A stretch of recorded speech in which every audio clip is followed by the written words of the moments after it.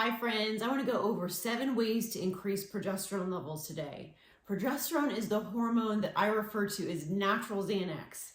Being low can create anxiety, sleep issues, so many of the things that I think so many women are struggling with these days. And let's kind of go into why some of those levels might be low real quick. So if there are thyroid issues, irregular periods, I would say pretty much any sort of hormonal imbalance oftentimes involves progesterone. There can be nutrient deficiencies. If you're under a lot of stress, all of these things really put you at risk for low progesterone. And once again, it's natural Xanax. It helps calm anxiety, help us get a good night's rest. There's a lot of other benefits that it has. It's actually necessary to carry a pregnancy as well. So we see a lot of infertility associated with low progesterone levels as well. So let's talk about some natural ways to increase it, okay? So make sure that you're eating healthy fats. When I say healthy fats, this means whole food items, right? Not processed packaged things. It would mean like avocados, grass-fed butter. In our house, we use goat butter, which is absolutely delicious and full of a lot of good healthy fats. Avocado oil is another great one to cook with that you can incorporate there. Okay, and eating foods rich in B6 and zinc. So this would be sweet potatoes, pumpkin seeds, and think about like the week before your cycle, if you're still cycling, the week before your cycle, really going into a feast mode with these healthy foods that help build progesterone. So healthy carbohydrates in general can be very helpful, but these foods in particular that are rich in B6 and zinc, sweet potatoes, and raw pumpkin seeds in particular can be really fantastic at helping to support that. So think about that all the time, but in particular the week before your cycle. Then we want to manage stress. So along with that, I know it's really difficult these days to really tackle stress and be on top of that and really manage stress, but it's so critical.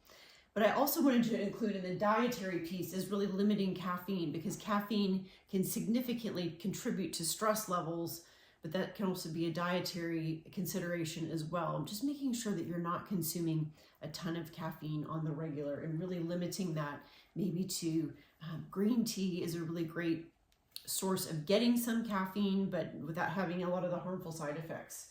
And when I say that, I don't mean drinking green tea all day long, maybe just a couple of cups of green tea earlier in the day. Okay, so along with managing stress, there's a lot of limbic system rewiring that needs to be done for a lot of people, and brain retraining. So that's something that I have found in the past year in particular to be a really critical piece of the stress puzzle for people. You know, we can tell you to do breathing exercises, which is huge, you know, making sure that you're getting good sleep, you know, meditation, trying to do as much as you can in prayer, surrounding managing stress, but really at the crux of it for a lot of people is really digging deep and doing some of that limbic system rewiring. And if you've got questions about that, please feel free to reach out. It's a really big piece of the stress puzzle, and I can help you with that, help support that. Number 4 is chaste tree or vitex. It's a great herb to support progesterone levels and lower prolactin levels, which is really critical for us to be happy, well-adjusted people. So that's something to consider too as a support, but you've got to work with some of these other things as well. Number 5 is regular exercise. We know how critical exercise can be for hormone production and hormone balance in general. And when I say regular exercise, I don't mean doing crazy workouts that are going to be an additional stressor.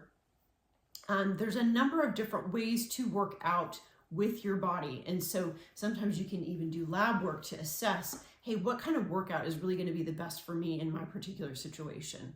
So I know yoga, walking is a great place to start if you haven't been doing anything. I'm a huge fan of lifting weights as well, but being smart about that and not doing really crazy stuff that's going to be additionally stressful in the body.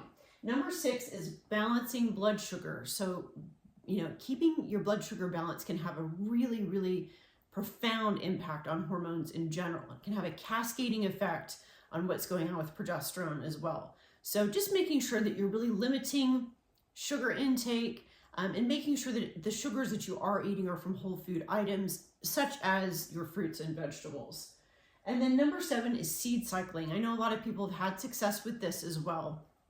So different times during your cycle, working with certain seeds that can support hormone production at different times during your cycle. So I hope that that was some helpful information for you, some natural ways to increase progesterone levels and really help produce some of that natural Xanax to help keep you calm and get some really good rest and help balance things out.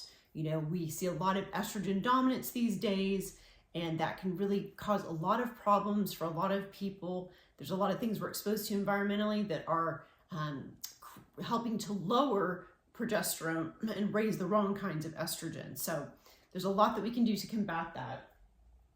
And I hope that you'll start with some of these things, and you always give me some feedback and let me know how it's going. So please subscribe to this channel. We're always trying to provide value for you. Like and share this video if possible with anybody that you know would benefit from it. Health and happiness. Have a super fantastic day. Thanks so much.